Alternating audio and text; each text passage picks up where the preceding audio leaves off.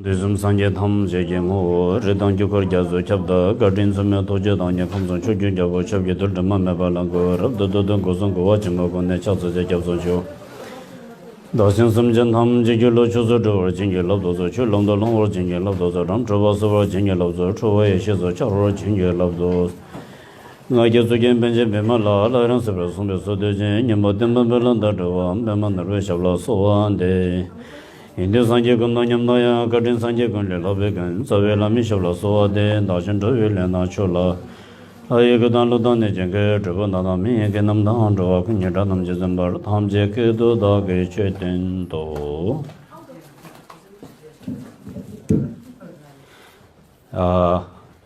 सम्पूर्ण श्रद्धालु भक्तजनहरू आज अश्विन शुक्ल अष्टमीको दिन यस विजयदशमी चाडपर्वको यो अवधिभित्र चाडपर्वको नाममा संस्कारको नाममा धेरै प्राणीहरूको प्राण हत्या गरिने भएको हुँदा आज बीसीसी युके लन्डन ब्रान्चको आयोजनामा आज हामी सबैजना बसेर समस्त प्राणी उद्धार को लागि मोलम पाठ वाचन गणचक्र पूजा यो धर्म देशना कार्यक्रममा यहाँहरू उपस्थित हुनुभएको छ। यस आज हामी आजको दिनमा हामीले यो दशैंको बेलामा यो पहिलो कुरा दशैंसँग बुद्ध धर्मको के सम्बन्ध छ र हामी बौद्ध धर्मावलम्बीहरूले दशैंलाई कस्तो प्रकारले मनाउँदाखेरि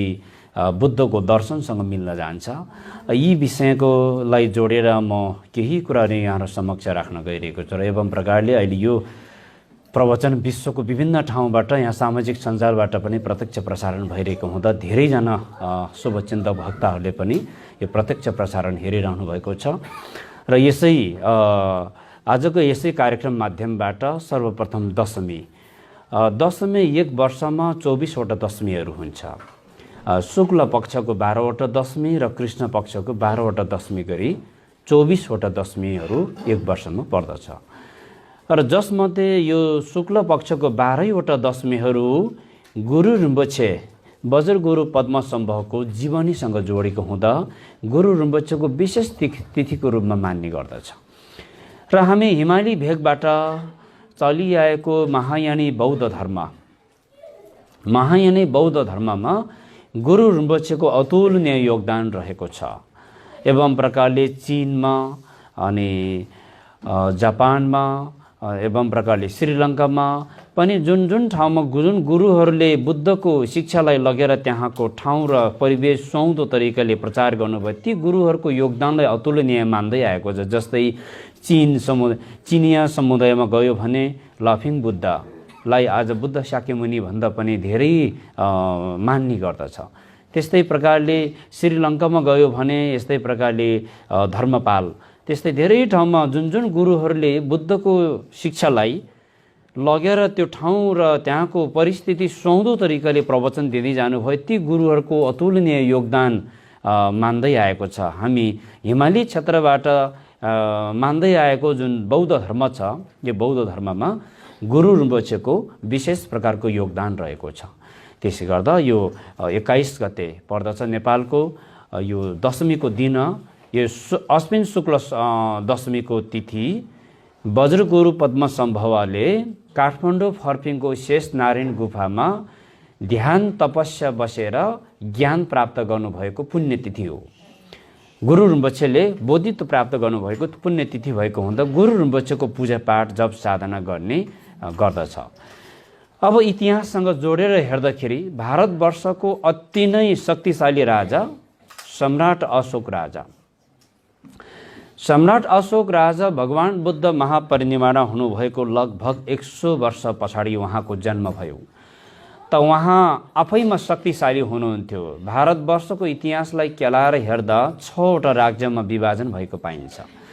ती 6 वटा राज्यहरूमध्ये मगध देशको राज्य चाहिँ सबैभन्दा शक्तिशाली र उहाँले के सम्झिन्थ्यो भने सबै देशलाई एक दिन मैले मेरो कब्जामा जमाउँछु र म शक्तिशाली राजा बन्छु भन्ने सपना सधैँ उहाँले त्यो सपना देख्थ्यो, उहाँले त्यो उद्देश्य मनमा लिनुहुन्थ्यो।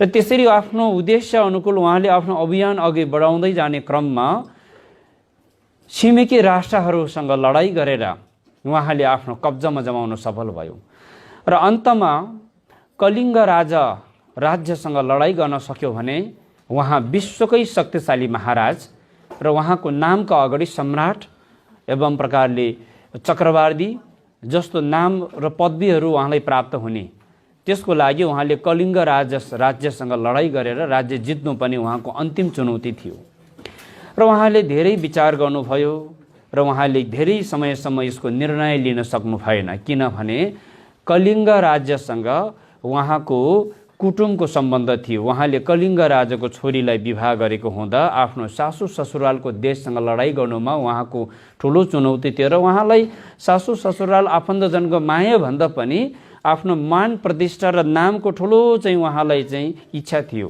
त्यो नाम प्राप्तिको लागि उहाँले आफ्नो अन्तिम लडाईँ कलिङ्ग राज्य यानि कि आफ्नो ससुरालको देशसँग लडाईँ गर्ने निर्णय लिनुभयो। लडाईँको मैदानमा उत्रियो दुवै देशको सेनाहरू। त्यो लडाईँमा राजा सम्राट अशोक राजा स्वयं आफै हातमा तरबार बोकेर लडाईँको मैदानमा उत्रिनुभयो अनि लडाईँ भिडान्त भयो। लडाईँ धेरै दिनसम्म लडाईँ अगाडि बढ्यो र त्यसमा असङ्ख्य मानिसहरूको चाहिँ जान गयो। त्यसमा त्यो लडाईँको कारणबाट सम्राट अशोक राजाको सासू ससुराहरू पनि त्यो लडाईँमा चाहिँ मृत्यु भयो। त्यो लडाईँको युद्धमा परेर धेरै आफन्तजनहरूको मृत्यु भयो र अन्ततगत राजा सम्राटले अशोकले आफ्नो उद्देश्य अनुसार लडाईँ जित हासिल गर्न सफल भयो। जित हासिल गर्न सफल भयो र उहाँलाई सम्राट अशोक भनेर चाहिँ घोषणा गर्यो उहाँलाई। अनि सबै सिङ्गो भारत, अहिलेको भारत भनेर भनेको चाहिँ उहाँले लडाईँ गरेर एकीकरण गरेर चाहिँ जितिसकेपछि भारत भन्ने चाहिँ नामकरण भयो। जसरी नेपाल भन्ने नामकरण पृथ्वीनारायण शाहले एकीकरण गरिसकेपछि बल्ल चाहिँ सिङ्गो नेपाल बन्यो, त्यसरी नै अशोक राजाले लडाईँ लडेर सबै राज्यहरूलाई आफ्नो कब्जामा जमाइसके पश्चात भारत भन्ने चाहिँ देश बन्यो। देश बन्यो र उहाँले सम्राटको पदवी पनि हासिल गर्यो, तर उहाँको मनमा शान्ति हुन सकेन। लडाईँ जित हासिल गरेको 3 दिन पछाडि लडाईँको मैदानमा गएर उहाँले हेर्दै जाँदाखेरि त्यो लडाईँमा परेर आफ्नो सासू ससुराको मृत्यु भएको आफ्नो आफन्तजनहरू, आफ्नो सालोहरू, आफ्नो जेठानहरूको लासहरू पनि स्यालले कोपारिरहेको, गिद्ध चिलले खाइरहेको, गनाएर झिङ्गा भड्किरहेको त्यस्तो अवस्था देखिसकेपछि उहाँको मनमा शान्ति हुन सकेन। लडाईँ त मैले जित्यो, तर मैले गलत गरेछु, एकदम गलत काम गरेको छु मैले भनेर उहाँले एकदमै धेरै पछुतावको भाव उहाँलाई अनुभूति हुन थाल्यो अनि निद्रा लागेन उहाँलाई। यो संसारमा लडाईँ लडेर जित त हासिल गर्न सकिन्छ, तर लडाईँ चाहिँ 2 प्रकारको हुन्छ। एउटा शान्तिको लडाईँ, आफूभित्रको शत्रुलाई दमन गरेर जित्ने जित, र बाहिरको शत्रुसँग लडेर चाहिँ जित्ने जित। 2 प्रकारको जित र 2 प्रकारको विजय हुन्छ भन्ने कुरा चाहिँ पछि मात्र गएर उहाँलाई थाहा भयो। जुन दिनदेखि उहाँले शान्ति खोजिरहेको थियो, शान्तिको भोगले उहाँ तडपिरहेको थियो अनि शान्ति प्राप्तको लागि उहाँले घरबाट दरबारबाट बाहिरिएर शान्तिको खोजेमा जाने क्रममा एकजना बौद्ध भिक्षु भिक्षाटन गर्दै गर्दै धर्म देशना गर्दै आइरहनु भएको उहाँले टाढैबाट दर्शन पाउनुभयो। अनि त्यो बौद्ध भिक्षु थियो, चुन्द नाम गरेको बौद्ध भिक्षु। उहाँको एकदमै दिव्य वाणी प्रवचन सुनेर अशोक राजाको मनमा धेरै ठुलो चाहिँ परिवर्तन आयो। लडाईँ 2 प्रकारको हुन्छ भनेर भिक्षुको प्रवचन सुनिसकेपछि कि शत्रु, बाहिरी शत्रु जसले हामीलाई नराम्रो गरिरहेको छ, नराम्रो व्यवहार, नराम्रो दृष्टिले हामीलाई हेरिरहेको छ, ती बाहिरी रूपी शत्रु हो भने भित्री रूपी शत्रु अज्ञानताको कारणबाट सृजना हुने राग, द्वेष, मोह, ईर्ष्या, अहंकार वास्तविक भित्री रूपी शत्रु यो हो।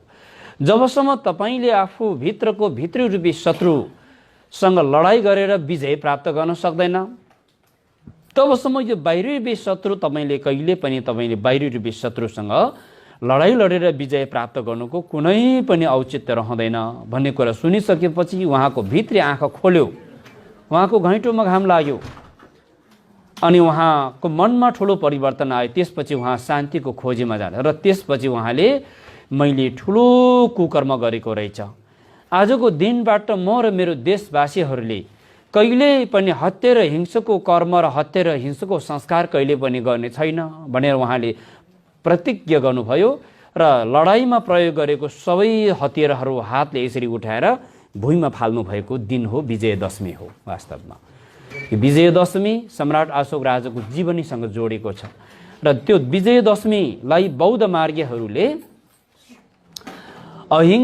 हिंसामाथि अहिंसाको विजय प्राप्त भएको दिन भनेर मानिन्छ र राजा सम्राट अशोकले अस्त्रशास्त्र परित्याग गर्नुभएको तिथि हो। त्यसकारण राजा सम्राट अशोक स्वयं आफै अहिंसाको मार्गमा प्रवेश गर्नुभएको पुण्य दिन हो यो विजयदशमी। यस अर्थमा हामी बौद्ध धर्मावलम्बीहरूले विजयदशमीलाई विशेष अहिंसाको पर्वको रूपमा मान्ने गर्दछ बुद्धकालीन समयदेखि। त्यसकारण पछिल्लो समयमा विश्वमा कुनै पनि धर्म दर्शनहरूमा उल्लेख नभएको संस्कारहरू मानव समाजमा भित्रिन थाल्यो। कुनै व्यक्ति विशेषको स्वार्थपूर्तिको लागि आफ्नो हक अधिकारहरूलाई जीवित राख्नको लागि विभिन्न प्रकारको संस्कारहरू बसाल्न थाल्यो, जुन संस्कारमा कुनै पनि वैज्ञानिकता नभएको, कुनै पनि मानवता र नैतिकता नभएको संस्कारहरू अहिले पनि हामीले बुझ्न सकिन्छ। अहिले समय, शिक्षा, दर्शन, विज्ञान, प्रविधिको विकास सँगसँगै मानिसमा चेतनाको विकास भयो। ओहो, महिनावारी भएको महिलाले किन पूजा गर्न पाउँदैन? यो कुराहरू आजभोलि आएर पुष्टि भयो। यो कुरा त वास्तवमा 2500 वर्ष अगाडि नै बुद्धले स्पष्ट पारिसक्नु भएको कुरा हो। कुनै समयमा एउटा शासकधार राजाहरूले आफ्नो निजी स्वार्थी पूर्तिको लागि बनाएको योजनाबद्ध तरिकाले बनाएको त्यस्तो थुप्रै संस्कारहरू र त्यस्तो थुप्रै पुराणहरू पनि त्यस्तो हिन्दू धर्मको पुराणहरू अहिले विश्वको हिन्दू धर्मको महान धर्मगुरुहरूले ती त्यस्ता पुराणहरूलाई मान्यता दिएको छैन। ती त्यस्ता पुराणहरू चाहिँ कुनै पनि धर्म ग्रन्थमा बलि चढाउने हिंसा गर्ने कुराहरू उल्लेख भएको छैन भनेर अहिले विश्व हिन्दू महासङ्घले नै बलि प्रथाको विरोध गरिरहेको छ, बलि प्रथाको विरुद्धमा आवाज उठाइरहेको छ। यस कारणले हामी बुद्ध जन्मेको देश नेपाल, हामी नेपालीहरू जहाँ गए तापनि हामी भगवान बुद्धको नामले हामीलाई हाम्रो पहिचान दिन्छ भने हामीले चाहिँ यो अहिंसाको पर्वमा चाडपर्व र पूजापाठको नाममा कुनै पशु प्राणीको बलि चढाउने काम हामीले बन्द गर्नुपर्छ। यदि हाम्रो दाजुभाइहरू आज हाम्रो गाउँ घर हाम्रो नेपाल देशमा आफ्नो घरमा दसैँ मनाउने सिलसिलामा हामी बौद्ध मार्गी हो, हामीले टब्जे गरिसक्यौँ, हामीले गुरुबाट सिल लिइसक्यौँ, अथवा हामी हाम्रो जन्म मृत्यु कर्मकाण्डहरू बौद्ध धर्म विधि अनुसार नै गर्दै आएको हो भनेपछि दसैँ आउन थालेपछि फेरि च्याङ्ग्रा तान्न जाने, फेरि हामी दसैँ आउन थालेपछि फेरि हामी सबै चाहिँ खुसियाली मनाउने र फेरि पनि च्याङ्ग्रा तान्ने मात्रै नभइकन आफैले यतैबाट चाहिँ पञ्चबली दिनु, मेरो नाममा फलाना मन्दिरमा गएर बलि चढाउनु है, मेरो नाममा मेरो छोराछोरीहरू प्रगति उन्नतिको लागि फलाना मन्दिरमा गएर चाहिँ त्यहाँ गएर चढाउनु, यस्तो प्रकारको पनि भइरहेको छ हामीबाट हाम्रो समाजमा। यो विकृति विसङ्गतिलाई हामीले बेलामै बुद्धि पुर्याएर यसलाई चाहिँ रोकथाम गर्ने काम हामीले गर्न सक्यौँ भने यसमा धेरै अधिक पुण्य प्राप्त हुन सक्ने, अपार पुण्य प्राप्त गर्न सक्ने। एउटा मात्रै प्राणीको ज्यान हाम्रो कारणले बचाउन सक्यौँ भने आयु लामो हुनको लागि आयुको पूजा गरेर आयु लामो हुने होइन, आयु लामो हुने कर्म गर्न सक्नु पर्यो हामीले। जस्तै डक्टरले त हामीले दबाई दिएको हुन्छ, त्यो डक्टरको दबाई मात्रै खाएर त्यो दबाईले प्रभाव पार्दैन, त्यो दबाई र शरीरलाई असर पुग्ने र कुन कुरा खाँदा कुन कुरा नखाने जो नियम चाहिँ डक्टरले सिकायो नियम पालना गर्न सक्यो भने दबाईको प्रभाव छिटो पर्छ। त्यो जस्तै हामी कयौँ गुरुहरूबाट वाङ थाप्यो, अयुको पूजा गर्यो, यज्ञ गर्यो, तर हामीले त्यो नियम र अनुशासन पालना गर्न सकेन भने त्यो वाङ अभिषेकले पनि हामीलाई प्रभाव पार्न सक्दैन। त्यसको मूल तत्त्व, मूल चाहिँ कारण आयु लामो हुन सक्ने सबैभन्दा बलियो माध्यम के हो भने प्राण दान गर्नु हो। अरूको ज्यान प्राण बचाउने कर्मभन्दा बलियो कर्म अरू कुनै पनि हुन सक्दैन। यो संसारमा सबैभन्दा महापाप भनेको प्राणी हिंसा गर्नु हो, किनभने आफ्नो प्राणको जति प्यार कुनै पनि प्राणीको हुँदैन, आफ्नो प्राणको सबैभन्दा बढी प्यार हुन्छ। मृत्यु भनेपछि सबै डरले थर थर थर थर काँप्छ र मृत्यु प्राण हत्या पनि 3 प्रकारको कारणबाट हुन्छ। रिसको कारणबाट हुन सक्छ, लोभको कारणबाट हुन सक्छ, अज्ञानताको कारणबाट प्राणीको प्राण हत्या हुन सक्छ। र विशेष गरी रिसको कारणबाट त व्यक्तिको बीचमा अथवा देशको बीचमा लडाई हुने गर्दछ भने रिसको कारणबाट पनि हिंसा हत्या हुने गर्दछ। लोभको कारणबाट प्राणी हत्या कसरी हुन्छ भने जङ्गली जनावरहरू मारिन्छ, जस्तै भालुको पित्त बेचेर धनी हुने, चितुवाको छाला बेच्ने, गैँडाको सिङ बेच्ने, हात्तीको दारा बेच्ने, कस्तुरको बिँडा बेच्ने। त्यो सिलसिलामा कयौँ व्यक्तिहरू जङ्गली जनावर मार्नको लागि कुदिरहेको छ, लोभको लागि, सम्पत्ति कमाउने लोभको बसमा परेर प्राणीको प्राण हत्या गर्ने काम गरिरहेको छ। त्यस्तै मानिसले नै मानिसको ज्यान लिने, मानिसले मानिसको घर फोड्ने, सम्पत्ति लुट्ने र उसको ज्यान प्राण लिने, त्यसरी लोभको बसमा परेर पनि प्राण हत्या हुने काम हुने गर्दछ। अब अज्ञानताको कारणबाट प्राणीको प्राण हत्या हुने पूजापाठको नाममा, आफ्नो ग्रह दशा शान्ति हुने नाममा निर्दोष प्राणीहरूलाई बलि चढाएर आफ्नो मनोकांक्षा पुरा हुन्छ। यो अज्ञानताको कारणले प्राण हत्या हुने काम भइरहेको छ। निर्दोष प्राणीहरूलाई बलिको बोकालाई बलि दिएर त्यसरी चाहिँ आफ्नो दिवंगत पितृहरूलाई पनि राम्रो ठाउँमा जन्म गराउने भन्ने यस्तो प्रकारको चाहिँ अज्ञानताको कारणले पनि प्राणीको प्राण हत्या हुने काम भइरहेको छ। यस कारणले भारतवर्षमा भगवान बुद्धको शिष्य हुनुहुन्थ्यो भिक्षु महाकतयान। भिक्षु कतयान भिक्षाटन गर्दै गर्दै गर्दै उहाँ अभिज्ञ प्राप्त गर्नुभएको बौद्ध भिक्षु। तपाईले पूर्व जन्ममा कस्तो कर्म गर्नुभएको थियो, अहिले वर्तमानमा कस्तो प्रकारको कर्म सञ्चय गर्दै हुनुहुन्छ, यो कर्मको परिणामले तपाईको भविष्य कस्तो ठाउँमा जन्म ग्रहण गर्नेवाला छ, यो सबैले दृष्टिगोचर गर्न सक्ने व्यक्तिलाई अभिज्ञ ज्ञान भनेर भनिन्छ। यस्तो अभिज्ञ ज्ञान प्राप्त भएको बौद्ध भिक्षु महाकतयान भिक्षाटन गर्दै गर्दै गर्दै चाहिँ गाउँवासी नगरवासीहरूले उहाँलाई चाहिँ दान दिएको चामल, कोदो, गहुँ, जौँ जस्तो आदि अन्नहरूको पोको बोकेर उहाँ चाहिँ एउटा बस्तीको बाटोबाट जाँदै गर्दाखेरि उहाँलाई थकाइ लाग्यो। एकछिन चौतारोमा भारी बिसाउँछु भनेर आफ्नो भारीलाई चाहिँ चौतारोमा राखेर उहाँ एकछिन विश्राम लिनुभएको अवस्थामा त्यो चौतारोको आसपासमा सानो एउटा जङ्गल, त्यो बीचमा गाउँवासीहरूले प्रत्येक 6 महिनाको समय पारेर बोका काटेर त्यहाँ बलि दिने काम गर्दो रहेछ। र यसरी बलि चढाएको कारणले गर्दाखेरि त्यो गाउँमा, त्यो बस्तीमा कहिले पनि अनिकाल अनिष्ट नहुने कुरामा विश्वास गर्थे।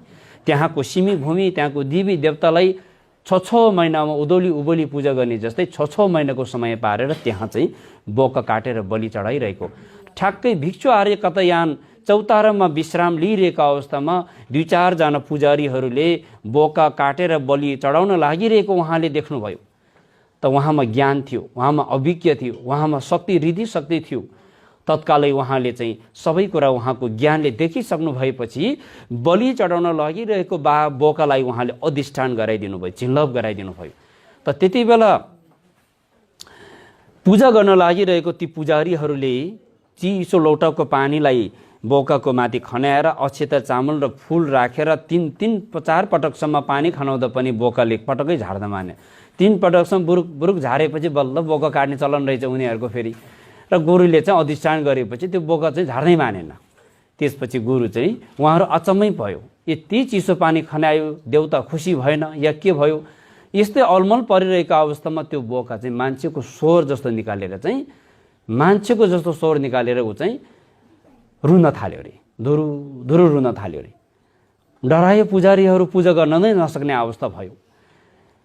पूजा त गर्नै पर्छ, हामीले यो पूजा गर्न छोड्यो भने हाम्रो बस्तीमा अनिष्ट हुन्छ, यो पूजा गर्नुपर्छ भनेर फेरि पनि एकजुट भएर बोका तानेर ल्याएर फेरि पानी खनाउँदाखेरि अघि मान्छेको स्वर निकालेर रोयो।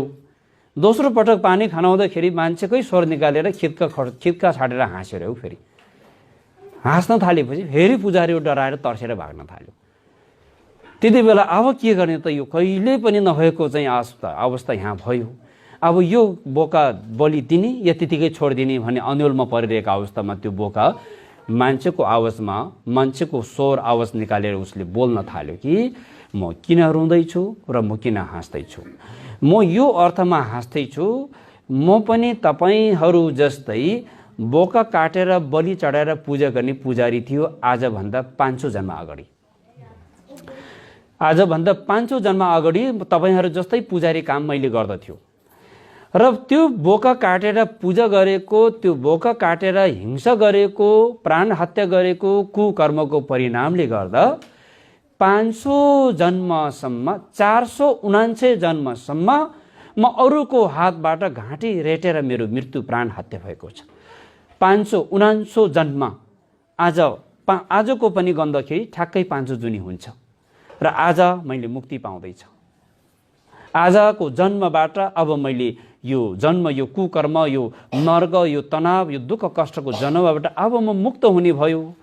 यो खुसियालीले मेरो मनबाट थाम्नै नसक्ने हाँसो उठ्यो। मलाई खुसी लागेर म हाँसेको र म पूर्ण अर्थमा म रुँदैछु। तिमीहरू ध्यान दिएर सुन। मेरो त 500 जन्मसम्मको अरूको हातबाट घाँटी रेटेर मर्ने यो दुर्गतिको जीवन त मेरो सकेर गयो।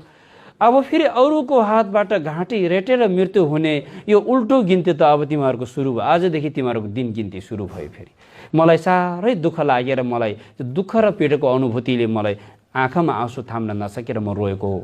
त्यति भन्न थालेपछि पुजारीहरूले पूजा गर्नै छोड्यो। त्यहाँदेखि चाहिँ ल अब बोका काट्नु त यो गलत रहेछ, यो नचाहिँदो काम गरेको रहेछ हामीले। त्यो दिनबाट भारतवर्षमा बलि प्रथाको अन्त भयो। आर्य भिक्षु कथायानको प्रभावले गर्दा विभिन्न गाउँ बस्तीमा बोका काट्ने, कुखुरा काट्ने, भैँसी काट्ने, त्यसरी बलि चढाउने प्रथाको चाहिँ बिल्कुल अन्त भयो। त्यसरी चाहिँ अहिंसा सबै ठाउँमा चाहिँ नरियल प्रसादहरू, धूपहरू चढाएर पूजा गर्ने संस्कारको विकास भयो।